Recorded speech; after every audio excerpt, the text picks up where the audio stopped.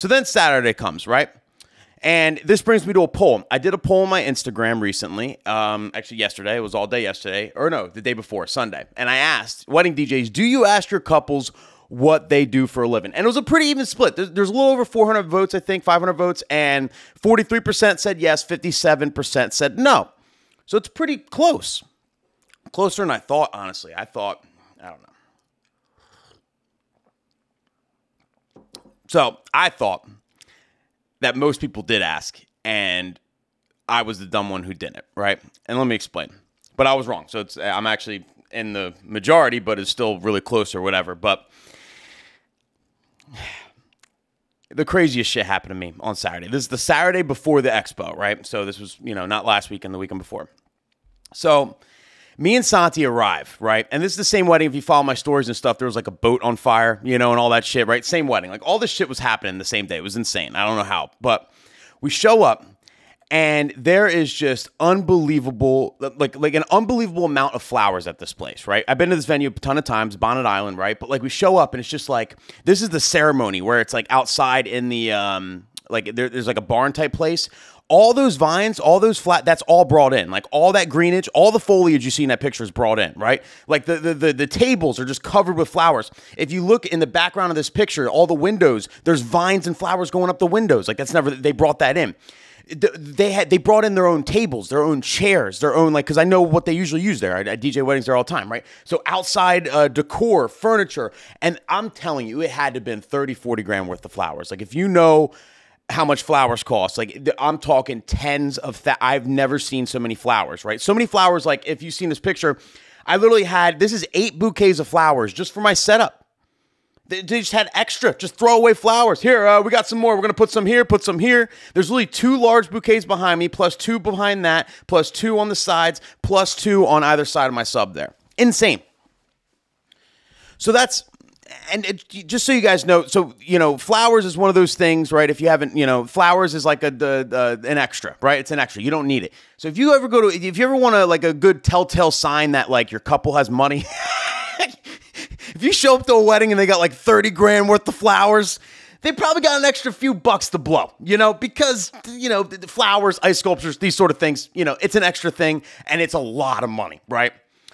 So anyway, I'm like, that's interesting. That's a lot of flowers, right? I don't know, I don't know this couple. I've worked with them. I know what music they like. I know what they're looking for in a DJ. I know their personalities pretty well. They're cool people. I was working with a wedding planner along with them. So, all of that. But I know they were.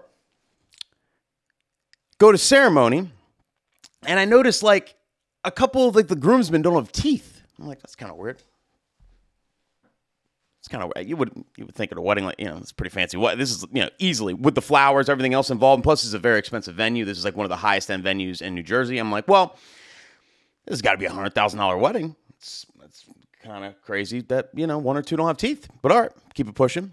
Santi actually sparked up a conversation with the girl that was handing out cups of water right outside the ceremony door. She's like just pouring the water. She's working at the venue, right? Sparks up a conversation with her. Say, hey, when's the last time you seen this many flowers at a wedding? And she's like, oh, well, last time I saw this many flowers was Al Roker's daughter's wedding. And I'm over here, and I'm like, oh, no shit, Al Roker's daughter? Like, where was that at? And she's like, oh, it's over here at this venue. They own another venue called Ashford Estate. And I was like, oh, of course, they get all the celebrity weddings at Ashford Estate, because they do. All the good ones are, you know what I mean? Like, they own 3 venues, but like the celebrities only pick the one venue typically, right? Well, she's like, well, this guy's a hockey player. I'm like, what? What are you talking about? Hockey player? Like, yeah, I think he plays hockey or something. So now it all makes sense. 30 grand worth of flowers, right? Couple people with no teeth. Who is this guy, right? So then I Google his name.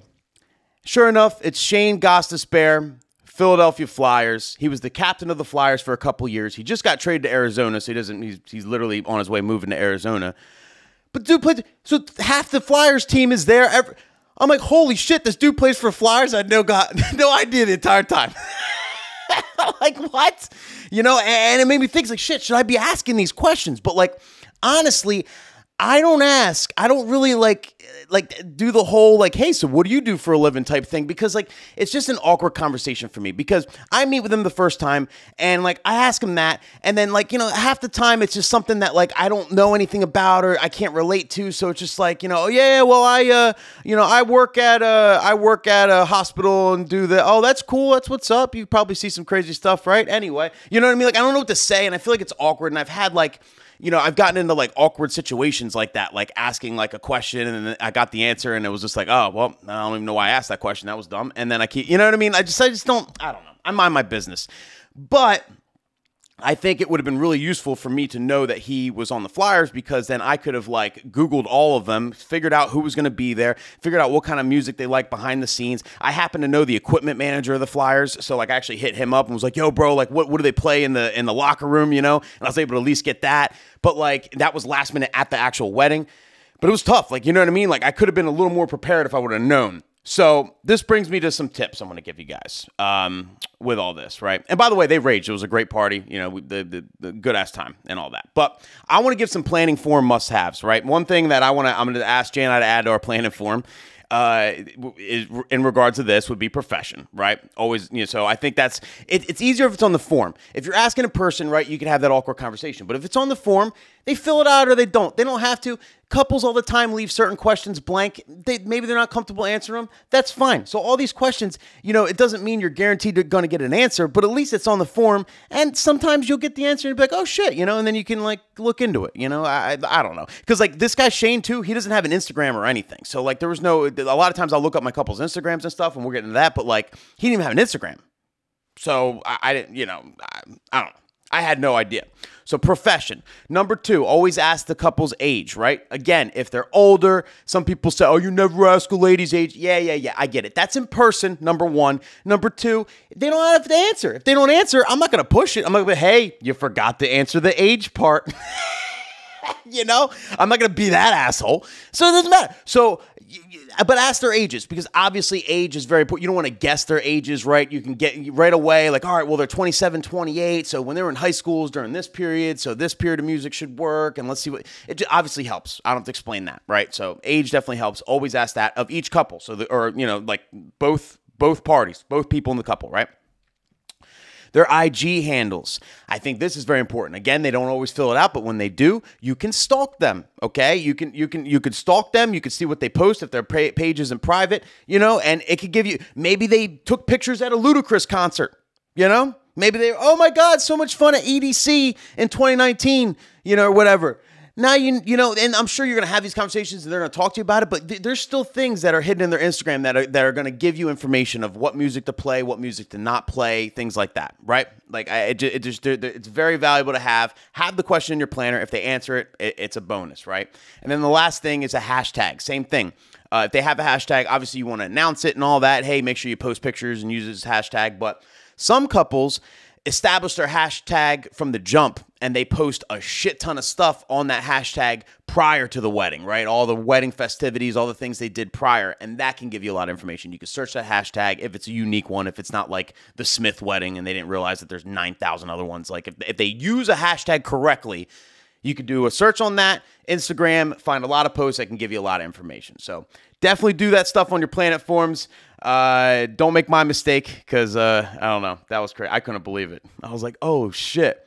But I guess it was a good thing. I don't know, not that I would have really cared. It's with hockey players, too, it was tough because, like, hockey players, like, they don't look like if you've ever done, like an NBA-type wedding situation, like, obviously the NBA players are going to be humongous, and, like, it's just going to stick out, like, these guys have to play basketball. Like, why is everyone over 6'10", right? Like, that's going to be obvious.